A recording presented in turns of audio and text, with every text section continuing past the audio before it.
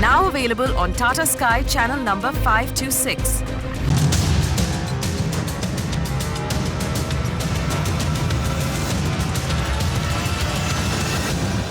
Hello and welcome to the property news here on Magic Bricks, now India's first property channel. I'm Krishna Kumar. Let's take a look at the top stories that we're tracking. Big Bang exclusive. Maharashtra might very well be the first state to get a regulator. RERA could be a reality in the state by the end of this year. Magic Bricks now gets you some exclusive details. Now, as for the other states, which are non-BJP states, they have to also come up and they have to also implement it fast. We will certainly ensure that the Congress ruled states are on board. The onus is now on the states to implement RERA. Magic Bricks now asks BJP and the Congress if they will iron out differences. How soon will they roll out RERA in their respective states? Our other big exclusive, India's first REIT could be rolled out as soon as September. Magic Bricks now has exclusive information that market regulator SEBI is working with the industry to iron out smaller details. SEBI has also invited REITs applications. Let's kick things off then with the big story. Maharashtra will be the first state to get a real estate regulator. Magic Bricks now learns that home buyers in the state can expect to see a regulator in action by this October. Ruchi Deshpande has got some exclusive details and she joins us on the phone line with more details on that front. Ruchi, take it away. Tell us more. Well, 2 to 3 months from now is when Maharashtra will see a housing regulator in place, which is essentially by end of September and early October. Now, remember that the RERA Act requires all the state governments to put together an interim housing regulatory authority in the next 6 months, since it was notified on the 2nd of this May, that is month. But sources in the Maharashtra government told us that they will be ready with a regulator in the next 2 to 3 months. In fact, they will send a file to the Chief Minister of Maharashtra, Devendra Fadnavis, tomorrow to decide as to who will head this interim authority. Now, remember that according to the RERA Act, the Principal Secretary of Housing is supposed to be the one to head this interim authority, but sources of the Maharashtra government told us that the CM is mulling to appoint the Principal Secretary of Housing, that is Shrikant Singh, or an alternative authority to head this committee. So give it 2 to 3 months, Krishna, and you will have a Maharashtra regulator in place before Diwali. Before Diwali, it's Diwali for home buyers. The word coming in from Ruchi Deshpande. Thank you so much for those exclusive details. Let's get an industry perspective on this. I'm now being joined by Dharmesh Jain, Chairman and Managing Director of Nirmal Lifestyle, on the phone. And Dharmesh, thank you so much for taking time out to be with us here on the Property News on Magic Bricks. Now tell us, how compliant are you with the RERA, or how are you preparing for it, considering Maharashtra is set to get one in jiffy? So, as an industry, so I would first like to speak as NCHI, and I'd love to give my views as on behalf of developers in general. We've always said that we welcome RERA and all developers. It is the reality, and we need to gear up towards implementation of RERA. We've long maintained that it is critical for effective implementation of RERA to get in the permission process also under the aegis of RERA. So, till you do not do that, you will not see effective implementation. Two, clearly, Venkaiah Naidu ji also mentioned in his speech that single window clearances need to happen along with RERA across the country. So, it is very, very important that this one aspect. Simultaneously, it is very important that we also concentrate on rules so that, effective implementation on ground can happen. And it is very important that right rules are framed. The general worry across the country is that the RERA, as it is today, will dramatically impact volumes. So it is very, very important that volumes can happen, because the country needs huge volumes, and it is important to keep that aspect in mind, that volumes across the country happen. So that is one big worry that we need to address. Otherwise, as I said, we've always said that it is something great for the consumer, and we welcome that. But it is important that development angle is kept in perspective and rules are framed accordingly. Ramesh, another important aspect of this is a 70% escrow. If Maharashtra does go ahead with that 70% escrow compliance, how will you face up to that? So clearly, there are concerns there. There are still a lot of nitty-gritties to be worked out there. 70% escrow, does it include bank funding? Does it include interest payments to banks? Clearly, what happens to the security that one needs to give to the bank? So there are multiple issues there. Land, how is it going to be valued? Whether it will be a regular value or how are we going to value land? So I said we sit and give our practical suggestions, and we would love to have a act which can be implemented on the ground, and we'll do every bit that we can to come up with positive suggestions for effective implementation on the ground. Dharmesh, tell us also, how will this impact the market in the short term, especially when it comes to new launches? Will they be put on hold? Will RERA effectively put an end to the practice of pre-launches? How will you rejig your marketing strategy? So clearly there is going to be, as I said, a definite impact on volumes on a short-term and medium-term basis. So that's where I think effective dialogue with the government is very, very important. So that after a long, long time, I think real estate in general has been able to shift from low volume to high volume, and it is very, very important that volumes are maintained. In fact, we have probably the most ambitious housing target in the world, and when you have a housing target of implementing 60 million homes over the next 7 to 10 years, you really need to also keep that in mind when we formulate any act with such far-reaching impact on the market. So, as I said, it is important to keep that aspect, and it is a reality, and all of us have to, live with it and come up with a strategy to, perform under the regime. Dharmesh, also one last thing before we let you go. Tell us about the impact on prices going forward. So, we clearly feel that prices, if volumes come down, prices will get impacted. And I need to put this forward. It's not in anybody's interest. Affordable housing is what is the need of the hour across the country. That's where you can do volume. So it is very, very important that volumes don't get impacted. Our big worry right now is that the way the act is today, volumes will dramatically get impacted because it will be very difficult to get funding for projects. It will be very difficult to, implement mass-scale projects. So it is very important that we have a dialogue where volumes don't get impacted, which is a serious, serious concern at this point in time. Dharmesh Jain of Limal Lifestyle, thank you so much for taking time out to be with us here on the Property News on Magic Bricks now. Moving on, let's get a home buyer's perspective. I'm now being joined on the phone line by Uday Vavikar, Vice President, Consumer Court Bar Association, Maharashtra and Goa. Uday, thank you so much for taking time out yet again. Tell us, Maharashtra has been in the forefront when it comes to safeguarding home buyers' rights with the MOFA. The state is taking the lead again with the RERA now. It is a welcome move. But again, there are a lot of differences because if the RERA is in line, which it should be now, with the national RERA, I think it is absolutely welcome move because most of the provisions of the MOFA has been carried forward in RERA as it is. So, in fact, certain stringent provisions also have been provided which are good in MOFA, which were not in MOFA, such as escrow account, which we were discussing just now. That builder cannot transfer the amount of any amount received for the project to any other project. Again, Maharashtra has banned pre-launches under MOFA. Maybe that will continue. Let us see after the act comes out. But various provisions of mandatory entering into an agreement if any sum of money has been retained, more than 20% amount in advance has not been allowed.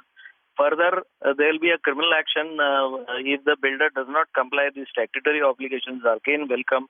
So, most of the things are not only maintained, but they have been made more stringent in RERA. And I think it is welcome step. Let us look at it now. Naturally, the RERA will be an initial RERA which was problematic, which had no conveyance. The conveyance of only building and the land below would be given. All those have been demolished, hopefully in new RERA, because falling in line with the national RERA, it will be really a welcome step. Uday, tell us what happens now. Will the Maharashtra State Assembly have to pass this notified, etc., or will it be a shorter route this time around? No. They'll have to notify it. They'll have to gazette it, and only after gazette, they will have to start implementation by forming the court in Maharashtra for RERA. Of course, if they adopt the RERA as it is at the national level, to a certain extent, because as far as national RERA is concerned, it is very, very clear. It says that no civil courts and high courts will be allowed. for builders cases, it will be only RERA authority and consumer court. So if that also comes in line, maybe consumer courts will also have to be strengthened with infrastructure.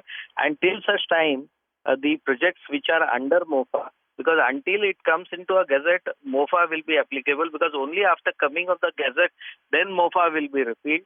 So once MOFA is repealed, then everybody, all the new projects where the building are not completed also, all those projects, even if the agreement is during MOFA period, even if the agreement is under MOFA, if the building is not completed, if we take the national RERA's guidelines, then those projects also can come to MOFA.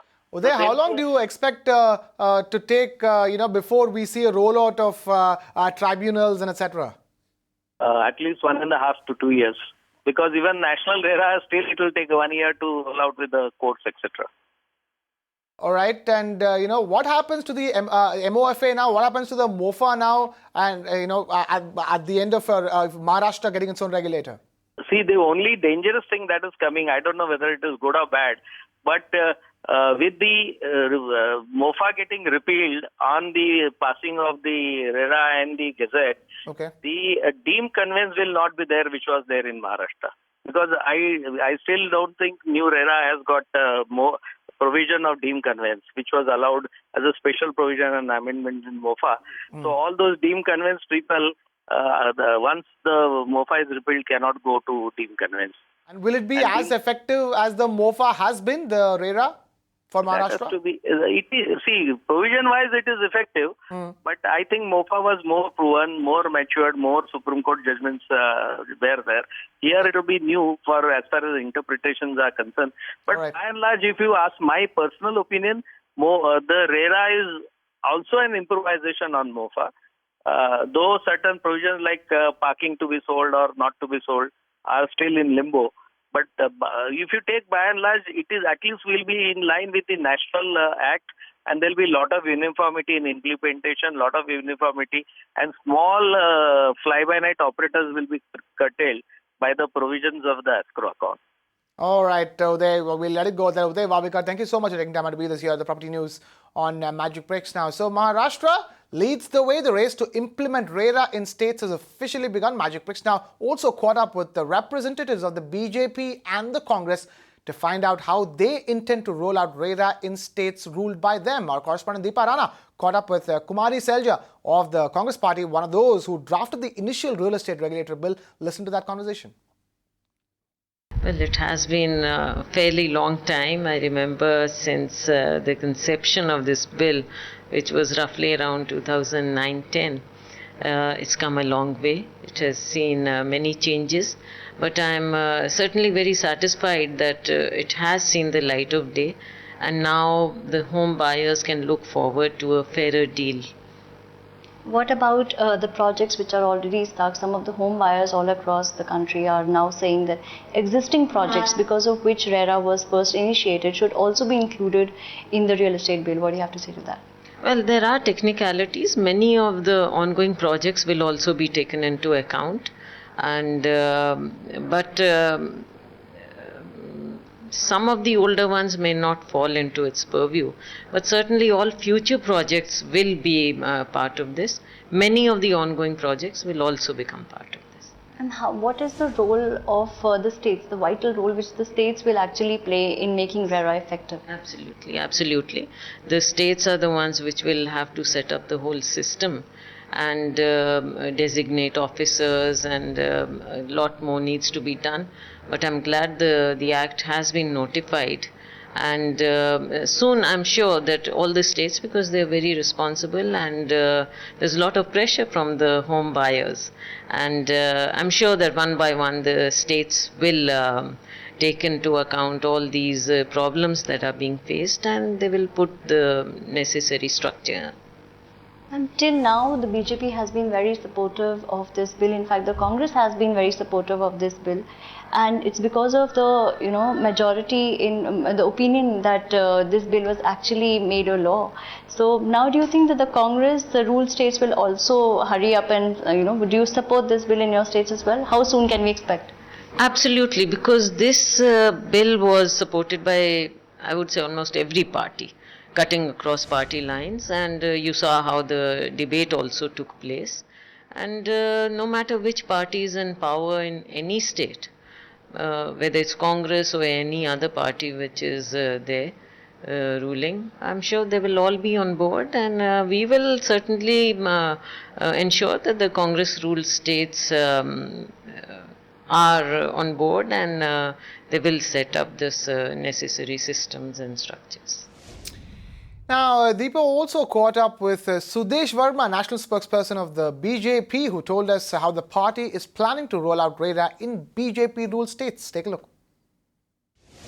You see, now 1st May we have notified it. It means that after this, a process will start by which both the centre and the state governments will frame rules how to actualize the various acts of the bill, and we expect that within 6 months regulatory authority will be set up in these states, and so that buyers can go and directly with their complaints to these regulatory authorities, because one, the builders who are really serious in making business out of real estate, they have to get registered with these authorities, and then the home buyers who are suffering, or even the old ones who have suffered, they can go to these regulatory authorities with their complaints. Another important feature over here is that these tribunals have to be set up in every state within a period of 1 year, and these tribunals are going to fast track the cases and complaints within a period of 60 days.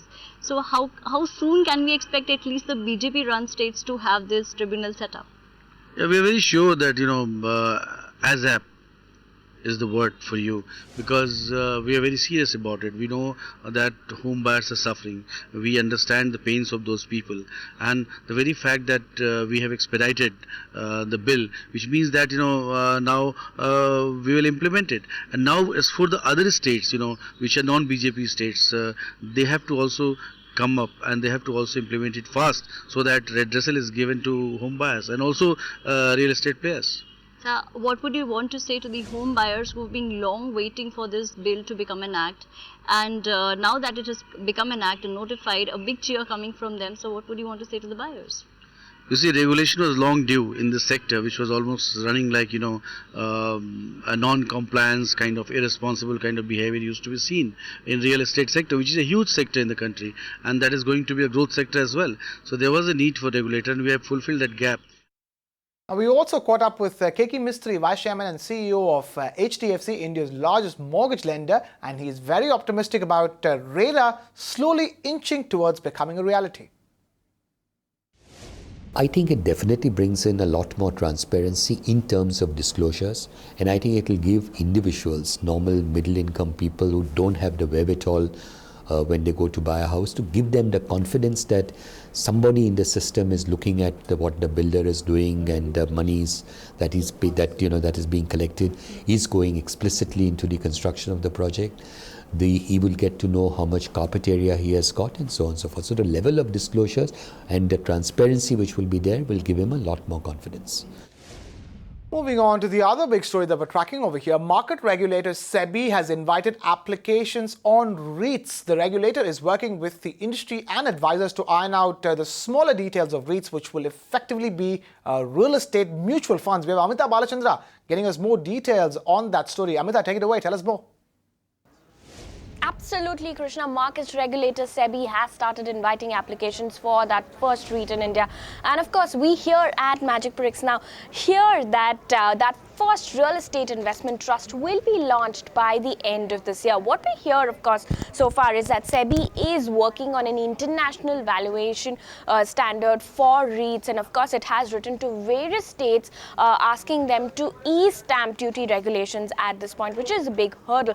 But of course, if you take a look at the structure of REITs at this point, we know that 90% of course has to be completed projects, and 5% for brownfield projects, which is redeveloped projects, and the rest of the 5% of course has to be greenfield projects or new projects. Of course, what we hear so far is that the industry has sort of written back to SEBI asking them to make it a 70:30 formula, which means 70% completed and the rest of the 30% brownfield and greenfield. Of course, SEBI is still scrutinizing that at this point in time. But at this point, it's very, very difficult to talk about who is going to be the first player to launch that first REIT. Of course, on Magic Bricks now, we hear that RMZ Corporation, along with Qatar Investment Authority, is closing in on launching that first REIT. Of course, on Magic Bricks now, we'll keep a close watch on that. Developers in Navi Mumbai will now have to pay for additional FSI or floor space index they use. This is good news for the home buyer who stands to get exactly what he or she paid for. But even as CIDCO works to fine-tune the rules, developers in Navi Mumbai have come up with a laundry list of demands. Ruchi Deshpande gets us this report. Balconies and wraparound terraces are typical of Navi Mumbai homes and are features that distinguish these from the more cramped counterparts in Mumbai. And developers in the satellite city are lobbying hard to ensure they don't have to shell out a premium every time they add a balcony to a flat. CIDCO should not have a myopic eye on making this policy, but CIDCO themselves are very big landowners. So they should make a policy where the fungible FSI and the laws are made in such a way that the basic output of the land in terms of FSI and the total area that is available for construction and for the sale process is minimum whatever is existing, and the premium which they are going to levy should be about 5 to 10% of ready reckoner rate. The developer's concern stems from CIDCO's recent announcements that it is mulling a move to the fungible FSI regime as prevalent in Mumbai. Put simply, if it follows the Mumbai model, all portions of the building will be included in the FSI calculation. This includes parking, terraces, balconies, flower beds, etc. The developer has to accommodate all of this within permissible FSI limits. Failing this, the developer can buy additional FSI at a premium from the authority. Till date, features like balconies and terraces in Navi Mumbai were not included while calculating FSI, but buyers were anyway charged for it. CIDCO's move will bring in more transparency for buyers because they will now get what they pay for. CIDCO too stands to gain through additional revenue. It is up to the CIDCO and the state government to take a call as to how much FSI they want to release, because in Bombay they have increased the FSI from 1, 2, 3, 4, 5 depending on the projects and other things, whereas Navi Mumbai has a base FSI of 1.5. Through fungible FSI, if they want to have more FSI in the market, I think that will have more supply and that will definitely lead to more production of affordable houses. Developers are also petitioning CIDCO to double minimum fungible FSI to 70% from the proposed 35% and reduce premium on this to a mere 5% of the ready reckoner rate. While the Navi Mumbai developers have their own set of demands when it comes to fungible FSI, we at Magic Bricks now learn from CIDCO authorities that while they are introducing this fungible FSI mainly to regularize the constructions in Navi Mumbai, it is not seen with a viewpoint of increasing the revenue per se. As with regards to what demands the builders have made, CIDCO told us that that they might just mull over increasing the percentage from 35 to 70% over the base FSI. And remember that this move to introduce fungible FSI in Navi Mumbai is still mulled over by CIDCO and Navi Mumbai Municipal Corporation. This is Ruchi Deshpande for Magic Bricks Now. Moving on, most of the growth for home loans comes from the outskirts of big cities. That's the word coming in from Vice Chairman and CEO of HDFC, K.K. Mistry. Amitabh Balachandra caught up with him, and one of the top lenders, mortgage lenders in the country, and Mr. Mistry spoke about after announcing the company's fourth quarter numbers. Listen to that conversation. The demand is coming largely from middle-income households. It's our average loan amount for new loans we given in the current year is 25 lakhs rupees. Our average loan-to-value ratio, which means the loan component as a percentage of the value of the property, is about 66 or 67%. So an individual who's buying a property is himself putting in 34% as his equity in the property. The growth is coming largely from the outskirts of big cities and in tier 2, tier 3, tier 4 towns. So if you take a 25 lakh rupee average loan, take a 66%, let's say, loan to value ratio, you're looking at a property value of around 35, 36, 37 lakhs. That kind of property or those kind of properties you will not get in the heart of big cities. Even if you look at a city like Mumbai, our average loan amount only in Mumbai is about 40 lakhs rupees. 40 lakh rupee loan, again 65-66% loan to value ratio, means we are looking at a property value of around 60-62 lakhs. And with that, we've completely run out of time here on this edition of the Property News. Thank you so much for watching. This is Krishna Kumar signing off.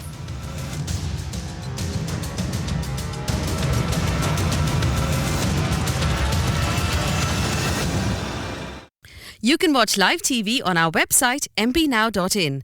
Find us on Facebook at facebook.com/magicbricksnow. And don't forget to click the like button. You can also follow us on Twitter at magicbricksnow. To stay updated with all our programming, hit the subscribe button on our YouTube channel by logging on to youtube.com/magicbricksnow.